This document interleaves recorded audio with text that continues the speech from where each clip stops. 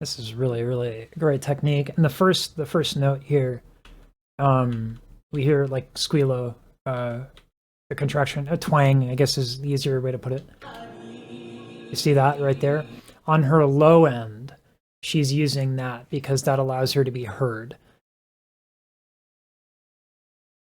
Oopsies. Oops.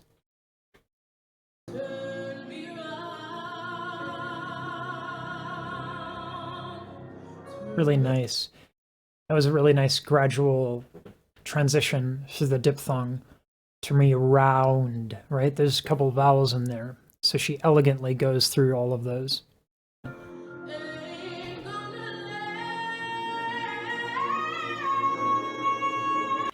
Ooh. Ooh. Let's talk about that. So what the challenge is in gospel, there's so many different flavors that you have to get right. The belt here is outstanding. When we belt, we use a totally different part of our larynx than we do when we sing more classically, like how she's starting out. That thyroid cartilage tilt gets that vibrato going. And then she goes up for that belt, voila, it's gorgeous, but that's a completely different muscle. That's a completely different part of the throat. So that switch is actually very tricky, and she did a great job there.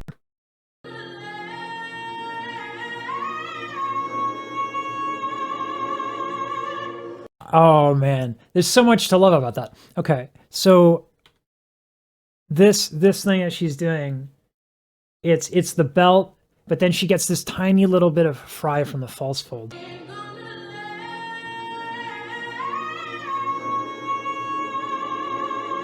And then she goes from the belt to the vibrato, and I actually think she's tilting both of them at the same time, which is possible.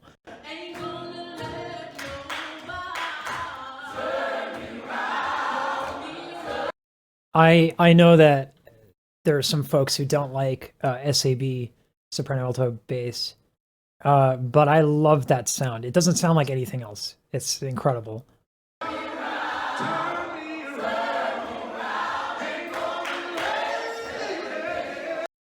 That's difficult. This little thing right here, which that he did.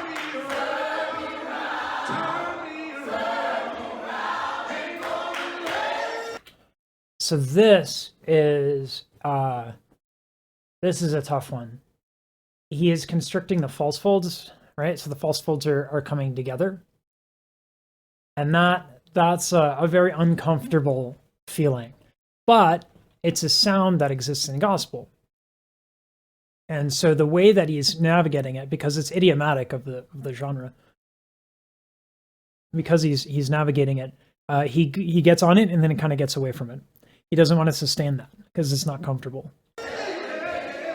And then he immediately does a run down, which is smart, right? If we're going to do a whole bunch of difficult things, we have to give ourselves these ways to get out of it.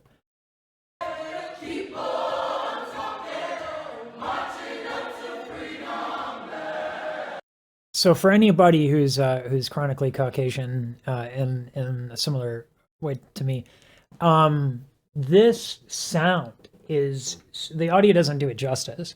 This sound is incredible. It's a wall of sound, and it's amazing.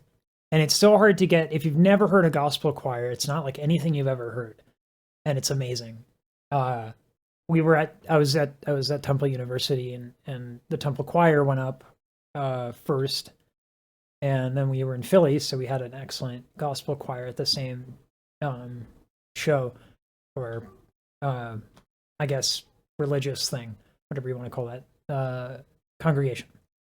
So all of a sudden, Temple choirs gets done, and then they go up, and we're like, okay, we get, we just got shown up. Like, we just felt like, oh well, that's over. That's not a fight. That's not a battle. They just smashed us. It's so good. I love it.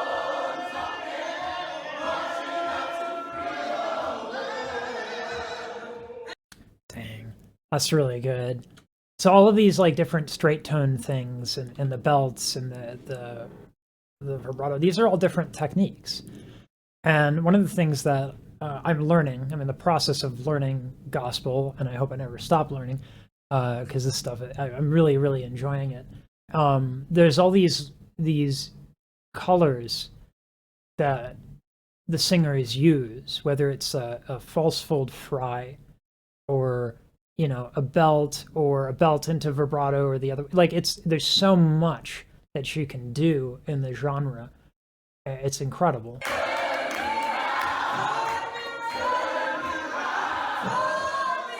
Ooh, see, that's what I'm talking about right there. That's the fry here.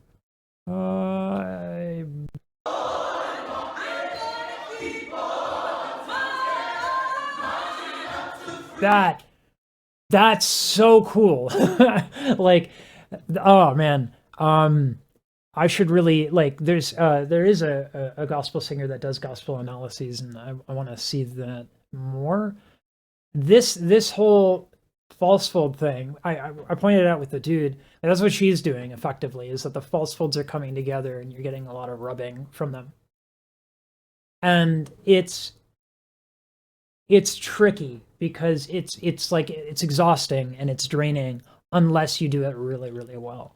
And to do it well, you need really comfortable posture. You need your breath to be super delicate. It's a rough sound, but it's done with precision.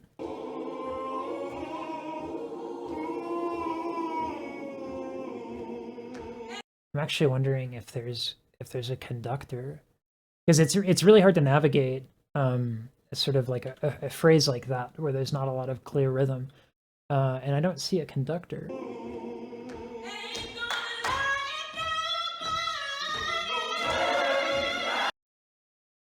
That's awesome. So that's the sound of a belt, a cricoid cartilage, and a thyroid cartilage tilt at the same time. So really, really distinct sound. Super hard to do.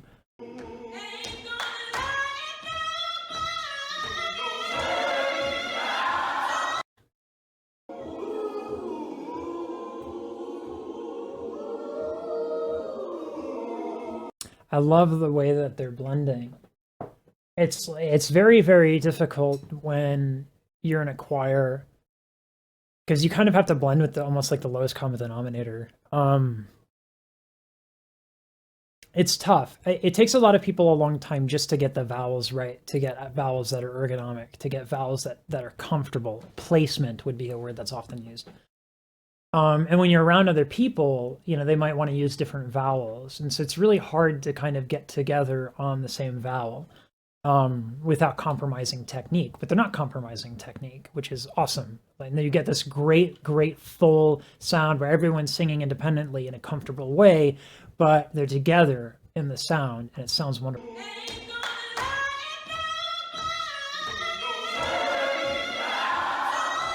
That sound is so good. I could listen to that over again, and so I will.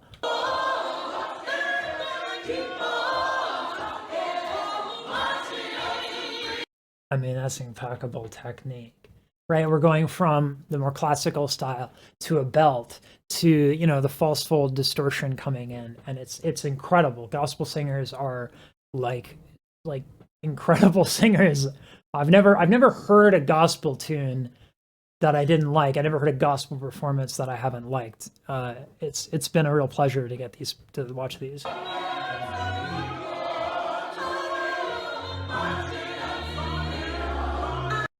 I love that the dude's just going wild with these like harmonies and these runs. It's really cool.